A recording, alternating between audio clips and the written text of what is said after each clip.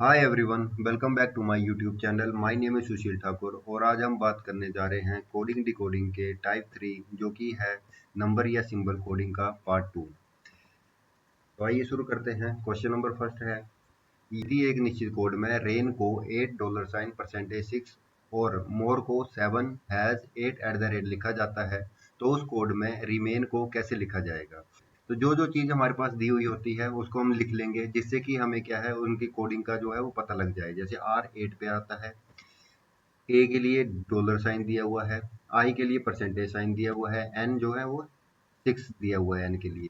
उसके बाद मोर मोर में एम के लिए 7 दे रखा है, ओ के लिए हैश दिया हुआ है, आर के लिए 8 दिया हुआ है और ई के लिए @ दिया हुआ है। तो इसी तरीके से हम क्या है आगे रिमेन की जो है वो कोडिंग निकाल सकते हैं। आर के लिए क्या आ जाएगा हमारे पास 8 आ जाएगा, ई के लिए आ जाएगा हमारे पास एम के लिए आ जाएगा 7। उसके बाद ए के लिए क्या है हमारे पास डॉलर सिंबल दिया हुआ है, आई के लिए परसेंटेज का सिंबल दिया हुआ है और एन के लिए 6 दिया हुआ है। तो इस तरीके से हमारा आंसर आ जाएगा option D is the right answer. Next question है, यदि एक्ने को 3 7 29 11 के रूप में कोडित किया जा सकता है तो बोयल को किस रूप में कोडित किया जाएगा। तो इस क्वेश्चन को करते हैं। पहले जो दिया हुआ है उसको हम इस तरीके से लिख लिया, जिससे कि हमें पता लग जाए कि किसके लिए क्या कोड जो है वो दिया हुआ है। जैसे ए के लिए 3 दिया है, सी के लिए 7, एन के लिए 29, ई के लिए 11 दिया हुआ है। अब हमें तो सबसे पहले हम रैंकिंग लिख लेते हैं, उसके बाद देखते हैं। 1 में +2 करेंगे तो 3 आ जाएगा, 3 में +2 करेंगे तो 5 आएगा, लेकिन यहाँ पे 7 दिया हुआ है, यानी कि ये वाला लॉजिक जो इसमें लग नहीं रहा है। उसके बाद नेक्स्ट जो आता है, अगर हम इसका डबल करें, एक का डबल करें और उसमें ऐड 1 कर दें तो हमारे पास 3 आ जाएगा। वैसे ही आगे हम 3 को डबल करें और +1 कर दें तो 7 आ जाएगा। इसी तरीके से n यानी कि 14 को डबल करके और +1 करके 29 आ जाएगा, 5 का डबल करके +1 किया तो 11 आ जाएगा। अब हमारा लॉजिक जो है वो क्लियर हो जा रहा है कि कौन सा लॉजिक इसमें लग रहा है। जैसे जो भी हमारे पास अल्फ़ाबेट्स दिए रहेंगे उसकी जो रैंकिंग होगी उसको डबल करेंगे और उसमें +1। इसका एक तरीका और भी होता है, इस तरीके से हम लिख लेंगे।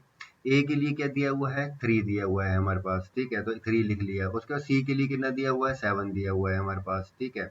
उसके बाद एन के लिए दिया हुआ है 29 और ई के लिए दिया हुआ है 11। अब अगर हम इसमें देखें, ए के सामने 3 है, सी के सामने 7 है।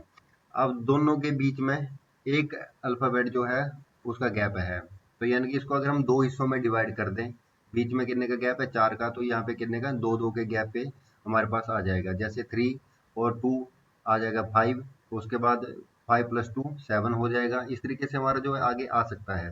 तो हम देखते हैं इसको करके कि हमारे जो दिया हुआ है इस तरीके से आता है या नहीं आता है। बी 5 पे आ जाएगा, 7 + 2 यानी कि 9 पे आ जाएगा, 9 के +2 11 पे है, ठीक है। उसके बाद 11 + 2 13 होता है और उसके बाद 15, उसके बाद 17 19 आ जाएगा, 21 23 25 आ जाएगा, एम 27 पे आ जाएगा, एन ऑलरेडी दिया हुआ 29 यानी कि सही है हमारा ये। पी 33 पे आ जाएगा। यानी कि ये वाला रूल भी आप लगा सकते हो, इस तरीके से भी कर सकते हैं और इस तरीके से भी कर सकते हैं इस क्वेश्चन को।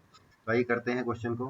BOIL, बी के लिए क्या करना पड़ेगा, सबसे पहले हमें रैंकिंग लिखनी है इनकी। अब रैंकिंग लिखने के बाद हमारा ये जो रूल है ये वाला अप्लाई करते हैं, इसमें मल्टीप्लाई बाई 2 और +1 करेंगे तो कितना 5 आ जाएगा। उसके बाद अगेन 15 में मल्टीप्लाई बाई 2 +1 किया तो 31 आ गया, 9 मल्टीप्लाई बाई 2 और +1 किया तो 19 आ जाएगा, 12 मल्टीप्लाई बाई 2 और +1 किया तो 25 आ जाएगा। इसको हम यहाँ भी चेक कर सकते हैं। बी के लिए क्या है 5 दिया हुआ है, सही है। उसके बाद ओ के लिए कितना दिया हुआ है, ओ हमारे पास आ रहा है यहाँ पे 31 पे आ रहा है, आई हमारा आ रहा है 19 पे और एल आ रहा है हमारे पास है 25 पे। यानी कि दोनों तरीकों से हमारा क्वेश्चन जो है वो सही है। तो ऑप्शन डी हमारा सही आंसर है। अगला क्वेश्चन है, study the following and answer the questions given below. ये हमारे पास लेटर्स दिए हुए हैं और इनका डिजिट कोड दे रखे हैं अलग से। दो कंडीशंस हमारे पास दी गई हैं इसमें। If both the first and the last letter in the group are vowels, both should be coded as dollar symbol.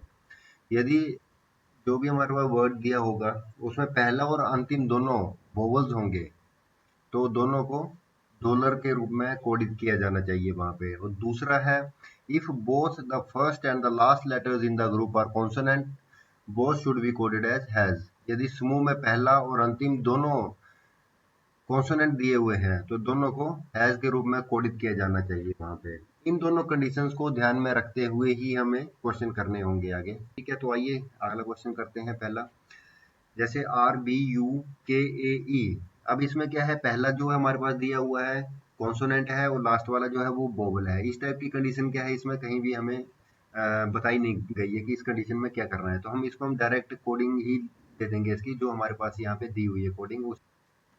Are का कोड 6 है, बी का हमारे पास 7 दिया हुआ है, उसके बाद यू के लिए हमारे पास दे रखा है 0, और उसके बाद के लिए है हमारे पास 8, उसके बाद ए के लिए है हमारे पास 9 और ई के लिए हमारे पास है 2।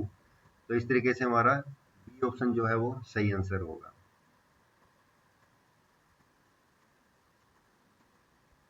नेक्स्ट क्वेश्चन है इसमें KUNAJB, दोनों में क्या दिया गया है, दोनों में कॉन्सोनेंट है। कॉन्सोनेंट है तो हमारा कौन सा रूल जो है वो फॉलो होगा, ये वाला सेकंड वाला जो रूल है ये फॉलो होगा, यानी दोनों में हैज का यूज होगा, और बीच के जो लेटर्स होंगे उसमें क्या होगा, जो हमारी ये कोडिंग दी हुई है इसी के अनुसार जो हमें कोड वहां पे देना पड़ेगा। तो यानी कि कौन सा होगा, हैज वाला। हैज वाला हमारे पास एक ही है ऑप्शन जो है वो दिया हुआ है, लेकिन बाकी की हम चेक कर लेते हैं बाकी के लिए ये अप्लाई हो रहा है रूल या नहीं हो रहा है। जैसे यू का कोड क्या आएगा, यू का कोड है 0, एन के लिए 3 आ जाएगा, ए के लिए 9 आ जाएगा, जे के लिए 1 आ जाएगा, और बी के लिए ऑलरेडी दिया हुआ है, तो ऑप्शन सी हमारा जो है वो सही है।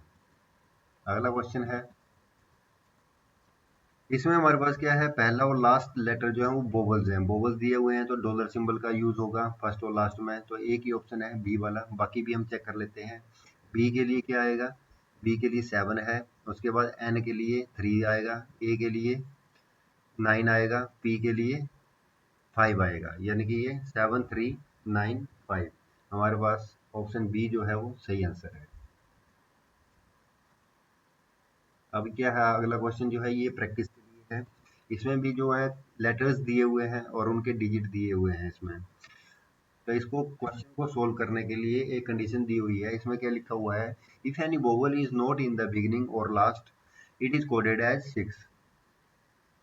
If any vowel is at the beginning or in the last, it is coded as 9. If same vowel is placed at both beginning and in the last, it is coded as dollar symbol at both the places.